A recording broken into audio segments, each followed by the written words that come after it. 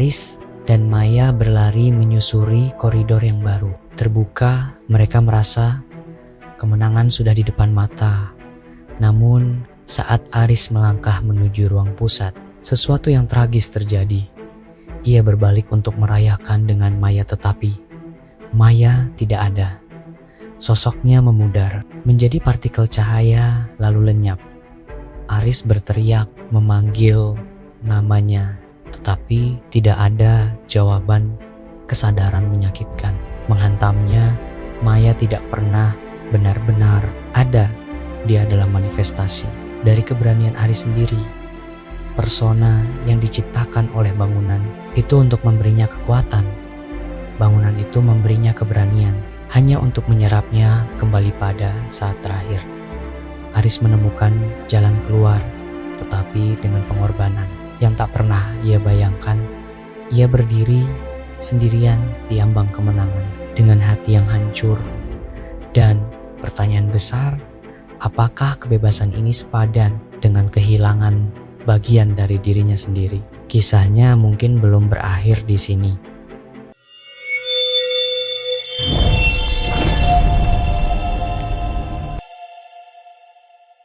Pernahkah kamu merasa terjebak dalam sebuah siklus yang tak ada habisnya? Itulah yang dialami Aris, tokoh utama dalam cerita kita kali ini. Setelah melewati berbagai rintangan yang tak masuk akal di sebuah bangunan misterius, Aris akhirnya sampai di jantungnya. Bayangkan sebuah ruang hampa yang luas tanpa ujung, di mana jutaan pintu melayang di udara, masing-masing menuju ke entah berantah. Pemandangan yang luar biasa sekaligus mengerikan. Di tengah kekacauan visual itu, sesosok entitas muncul. Bukan manusia, bukan pula hantu biasa. Ia adalah sang kurator, perwujudan dari kumpulan jiwa para penghuni yang telah menyerah, yang jiwanya terserap dan menjadi bagian dari bangunan itu sendiri. Wajahnya adalah mozaik kesedihan dan keputusasaan.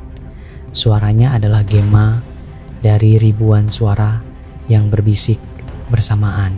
Sang kurator menatap Aris, bukan dengan kebencian, melainkan dengan semacam rasa kasihan yang dingin. Ia menjelaskan bahwa bangunan ini adalah penjara bagi mereka yang kehilangan harapan, dan pintu keluar yang dicari Aris hanyalah ilusi. Aris, seorang yang selalu mengandalkan logika dan akal sehat, menolak untuk percaya. Baginya, setiap masalah pasti punya solusi, setiap teka-teki punya jawaban. Maka dimulailah pertarungan yang tak biasa, bukan pertarungan fisik dengan pukulan dan tendangan, melainkan pertarungan antara pikiran. Aris mencoba memecahkan pola pintu-pintu yang melayang, mencari anomali, mencari sebuah celah logis yang bisa membawanya keluar. Sementara itu, sang kurator dengan kekuatan penuh dari bangunan memanipulasi realitas di sekitar Aris. Dinding bergeser, lantai menghilang, dan pintu-pintu itu seolah menertawakan setiap usahanya. Setiap kali Aris merasa menemukan sebuah pola, bangunan itu akan mengubah aturannya. Gravitasi dibalik, waktu dipercepat dan diperlambat sesuka hati. Aris seperti seorang programmer yang mencoba mereta sistem super canggih yang terus-menerus mengupdate dirinya sendiri untuk menambal setiap celah yang ditemukan. Logikanya yang selama ini menjadi senjata andalannya kini menjadi tumpul. Semakin keras ia berpikir, semakin dalam ia terjerat dalam labirin yang diciptakan oleh keputusasaan kolektif sang kurator. Bangunan itu seolah berkata, "Logikamu tidak berlaku di sini." Kelelahan mulai menggerogoti Aris, baik secara fisik maupun mental. Ia terduduk di tengah kehampaan, menatap jutaan pintu yang seolah mengejeknya. Di titik terendah itulah sebuah kesadaran muncul. Mungkin selama ini ia salah. Mungkin bangunan ini tidak untuk dilawan. Ia teringat semua penghuni yang ia temui, semua cerita mereka yang penuh penyesalan dan keinginan untuk mengulang waktu. Bangunan ini tidak merespon logika, tapi merespon emosi. Ia merespon keputusasaan. Dan mungkin ia juga akan merespon lawannya. Penerimaan, Aris berhenti berpikir.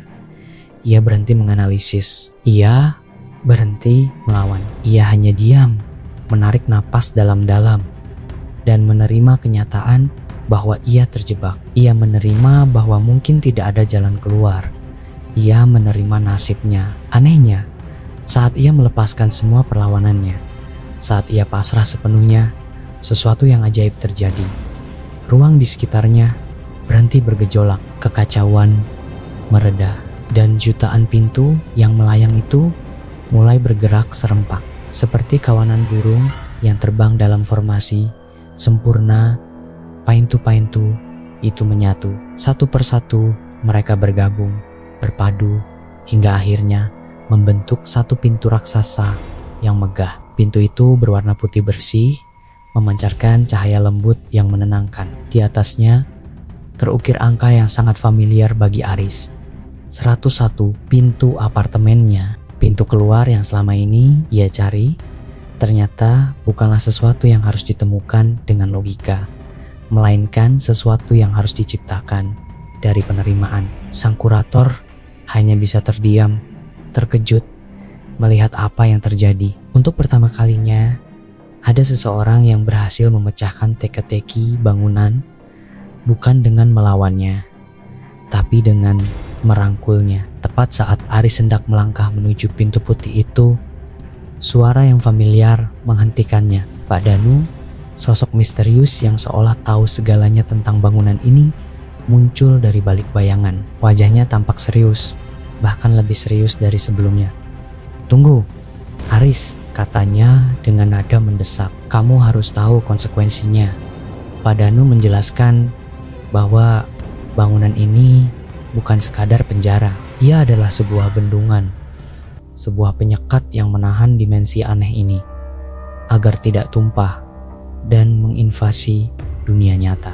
Menurut Pak Danu, Aris adalah semacam kunci atau jangkar yang tanpa sadar menjaga keseimbangan. Jika Aris pergi melalui pintu itu, keseimbangan akan rusak, bendungan akan jebol. Dimensi aneh ini dengan segala hukum alamnya yang kacau akan merembes masuk dan menyatu dengan dunia kita. Realitas seperti yang kita kenal akan berakhir. Pilihan yang dihadapi Aris kini menjadi jauh lebih berat.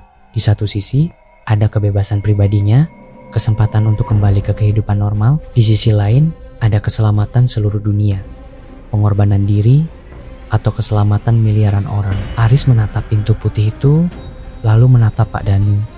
Ia memikirkan hidupnya, teman-temannya, keluarganya, tapi ia juga memikirkan kengerian yang akan terjadi jika dimensi ini bocor. Setelah hening sejenak, Aris membuat keputusannya. Dengan langkah mantap, ia berjalan melewati Pak Danu menuju pintu putih bernomor ke-101. Ia tidak menoleh ke belakang. Ia memilih kebebasannya. Ia melangkah melewati ambang pintu, disambut oleh cahaya putih yang menyilaukan. Namun, apa yang menantinya di seberang bukanlah jalanan kota yang ramai atau apartemennya yang nyaman. Saat matanya kembali bisa melihat, Aris mendapati dirinya berdiri di sebuah jalanan yang asing namun terasa familiar.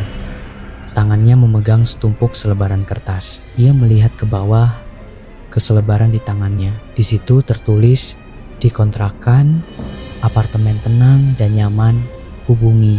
Aris terpaku.